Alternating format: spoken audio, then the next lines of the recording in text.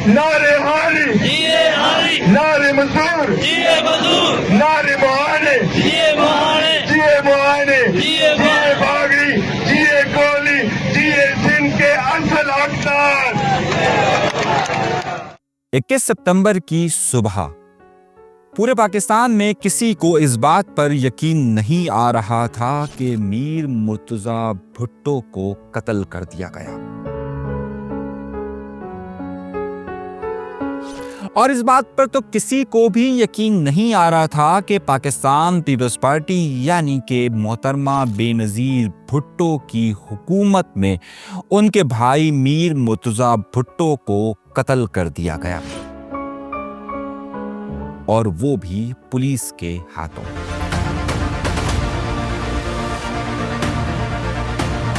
लेकिन ये वो सच था जिसे सबको मानना जरूरी था, और ये वो हकीकत थी कि जिसकी बुनियाद पर बाद में पाकिस्तान पीपल्स पार्टी की हुकूमत भी गई।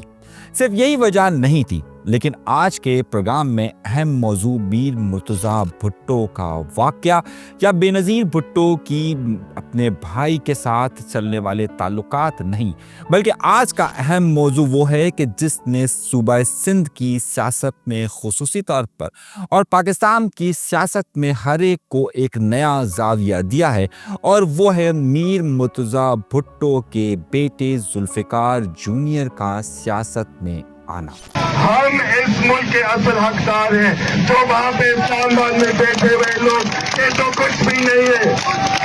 हम आपको बिठाएंगे, हम उनको इनके कुर्सी से निकाल के आपको बिठाएंगे इस्लामाबाद में। जुल्फ़िकार जूनियर के जिसके मुतालिक ये बात कही जाती थी कि उसे सियासत से कोई दिलचस्पी नहीं, वो आर्ट से ताल्लुक़ रखने वाला एक ऐसा नौजवान है कि जिसकी ज़्यादातर ज़िंदगी और वक्त फ़न के साथ ही गुजर रहा है। वो मुख्तलिफ मुज़ाहिरों में कभी ख्वाजा सिराओं के मुतालबात के लिए, कभी ख़वातीन के मुतालबात के लिए, कभी किसानों के लिए, कभी सैलाब मुतासरीन के लिए सड़कों पर ज़रूर नज़र आया है, लेकिन अमली सियासत का वो हमेशा ये कह कर इनकार करता रहा कि उसे कत्ल नहीं होना है, और पाकिस्तान में सियासत का मतलब ही कत्ल है। जुल्फ़िकार अली भुट्टो के ख़ानदान से ताल्लुक़ रखने वाले तकरीबन तमाम अफराद, चाहे वो जुल्फ़िकार अली भुट्टो हो, शाहनवाज़ भुट्टो हो, मीर मुर्तज़ा भुट्टो या फिर मोहतरमा बेनज़ीर भुट्टो, सियासत में जिसने जब जहाँ कदम रखा उसका अंजाम मौत ही हुआ, और इसीलिए जुल्फ़िकार जूनियर ये कहता रहे कि पाकिस्तान में सियासत का मतलब मौत है।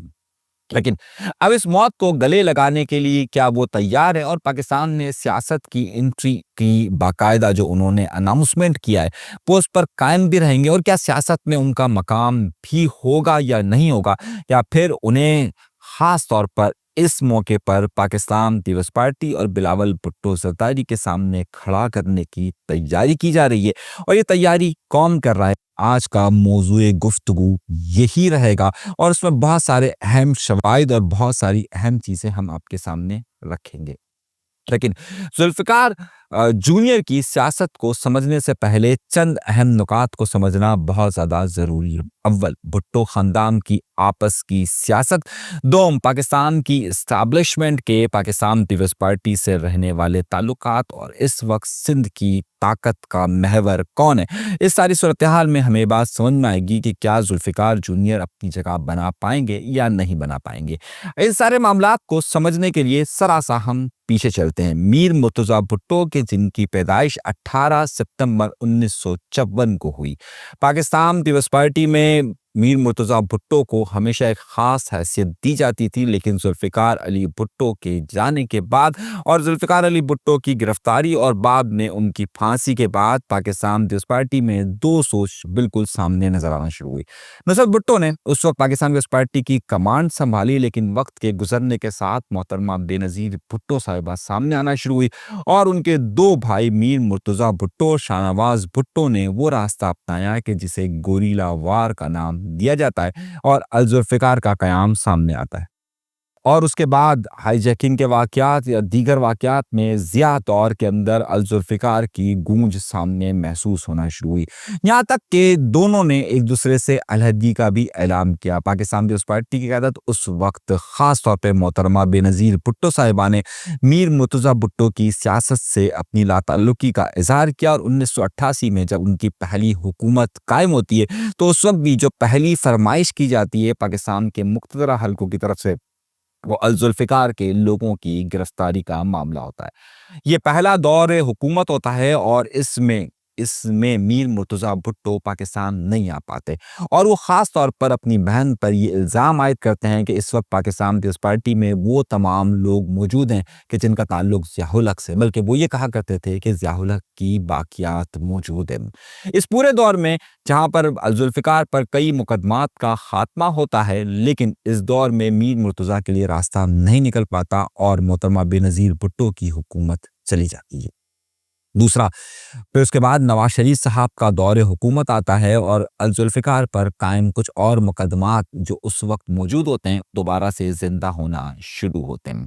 लेकिन उसके साथ ही वक्त के गुजरने के साथ ही ये हुकूमत का भी खात्मा होने लगता है और उस वक्त नुसरत भुट्टो अपने बेटे की वापसी का मुतालबा सामने रखती है, लेकिन पाकिस्तान पीपल्स पार्टी के प्लेटफार्म से उस वक्त मुर्तज़ा के लिए जगह नहीं होती। मोहतरमा बेनज़ीर भुट्टो साहिबा मना कर देती है कि मुर्तज़ा भुट्टो यहाँ ना आए, लेकिन मुर्तज़ा भुट्टो बेनज़ीर भुट्टो के खिलाफ चलना शुरू कर देते हैं और उस वक्त नुसरत भुट्टो मीर मुर्तज़ा भुट्टो की कैंपेन चलाती है और पूरे सिंध के कई हलकों से मीर मुर्तज़ा भुट्टो के इलेक्शन का फॉर्म जमा करवाया जाता है, जिसके बाद इलेक्शन होता है और पाकिस्तान पीपल्स पार्टी एक भारी अक्सरियत से जहां कामयाब होती है, वहां मीर मुर्तज़ा भुट्टो का ग्रुप अलहदा हैसियत में सामने आता है। इन्हें इलेक्शन में वो अक्सरियत हासिल नहीं हो पाती है और ना ही वो बड़ी भारी कामयाबी हासिल हो पाती है, लेकिन किसी ना किसी तरीके से मीर मुर्तज़ा भुट्टो पाकिस्तान वापस आ जाते हैं। मोहतरमा बेनज़ीर भुट्टो की सियासत को वो उसूली और नज़रियाती सियासत करार नहीं देते हैं और वो कहते हैं कि इन्होंने कारकुनान को पीछे छोड़ दिया है और मीर मुर्तज़ा भुट्टो का ग्रुप पूरे सिंध के अंदर तेज़ी के साथ काम करना शुरू कर देता है। पाकिस्तान पीपल्स पार्टी में मोहतरमा बेनज़ीर भुट्टो उनके सियासी रवैये से इतनी खुश नज़र नहीं आती। इन दोनों के दरमियान ये इख्तलाफ मौजूद होता है और उसके बाद ही उसी दौरे हुकूमत में यानी मोहतरमा बेनज़ीर भुट्टो साहिबा के दौरे हुकूमत में ही मीर मुर्तज़ा भुट्टो का कत्ल हो जाता है।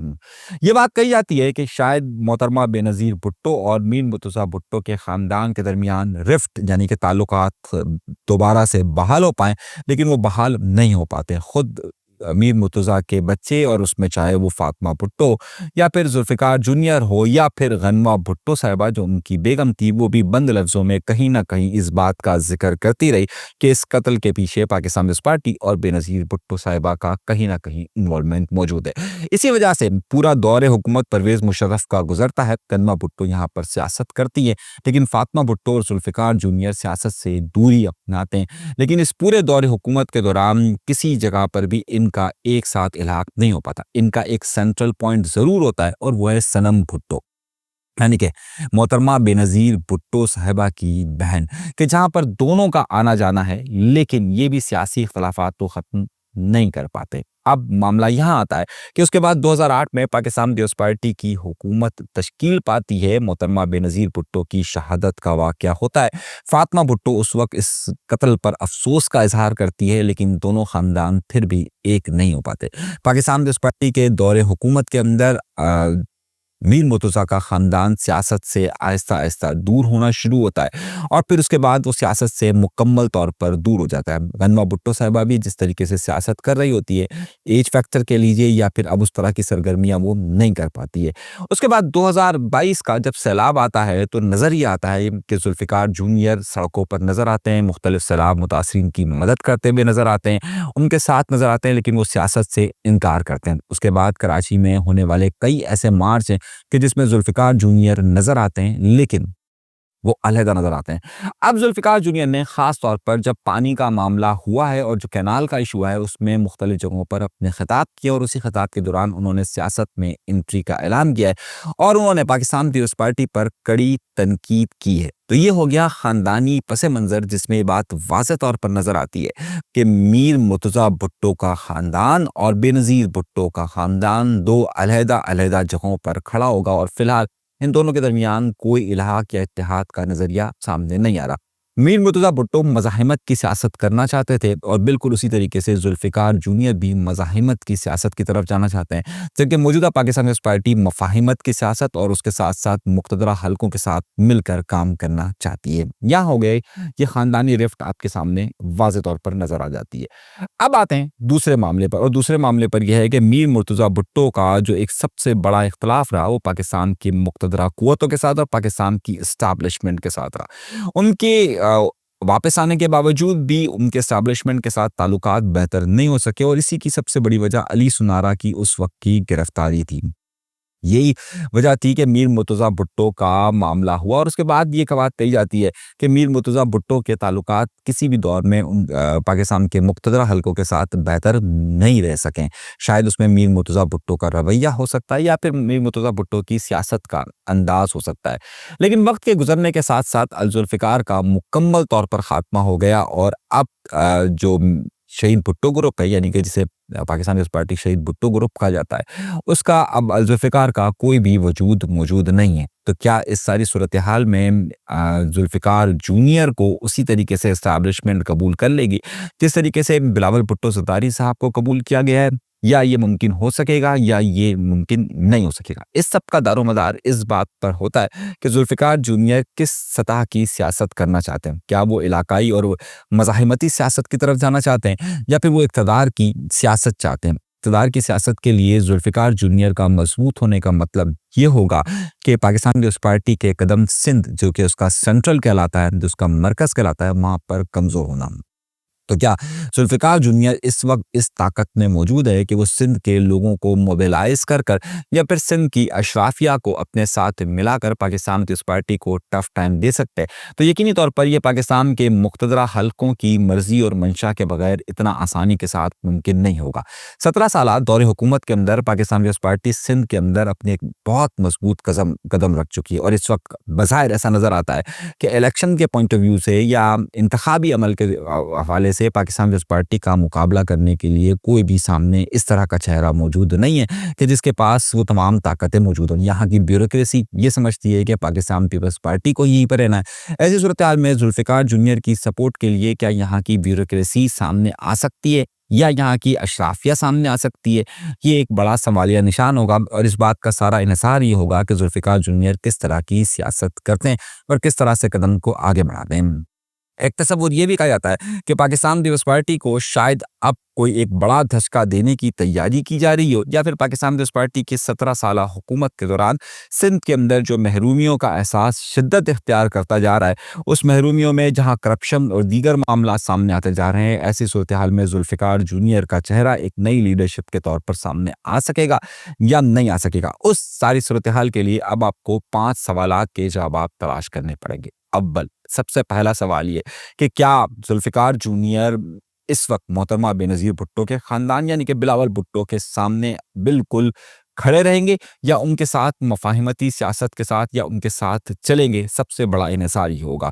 इन दोनों के दरमियान जितनी ज़्यादा दूरियां होंगी या जितने ज़्यादा फासले पर ये एक दूसरे के साथ रहेंगे, उतना ही शायद एक दूसरे के लिए मुमकिन हो सके। मगर ये सियासत है जिसमें आपने एक वक्त देखा होगा कि मुमताज़ भुट्टो और जुल्फ़िकार भुट्टो भी आमने सामने हो गए, यानी कि एक अच्छा कज़न जो था वो किस तरीके से मुखालफत में चुका था। दूसरा नुकता ये कि क्या यहाँ पर इस वक्त पाकिस्तान पीपल्स पार्टी के खिलाफ या पाकिस्तान पीपल्स पार्टी के खिलाफ किसी नए चेहरे की ज़रूरत के तौर पर जुल्फ़िकार जूनियर को सपोर्ट किया जा सकता है?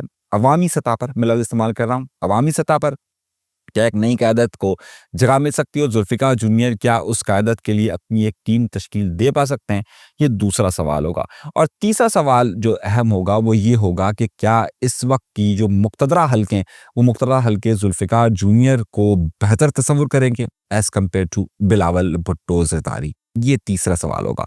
चौथा सवाल ये होगा कि यहाँ की जो मजबूत ब्यूरोक्रेसी है, वो मजबूत ब्यूरोक्रेसी जुल्फ़िकार जूनियर को क्या अब जगह देगी या नहीं देगी, या ये पाकिस्तान पीपल्स पार्टी के साथ, या बिलावल भुट्टो ज़रदारी साहब, या फरियाल तारपू साहिबा, या आसिफ ज़रदारी साहब के साथ मूव करेगी। और पांचवा और आखिरी सवाल ये होगा कि यहाँ की जो दीगर सियासी जमातें हैं, क्या वो जुल्फ़िकार जूनियर की क़यादत में एक इत्तेहाद की तरफ आगे बढ़कर जुल्फ़िकार जूनियर को आगे ले जाने में अहम किरदार अदा कर सकती है या नहीं कर सकती है। उसके बाद ही ये सारे सवालात होंगे कि नए भुट्टो की एंट्री पुराने भुट्टो के लिए कितनी खतरनाक साबित होगी।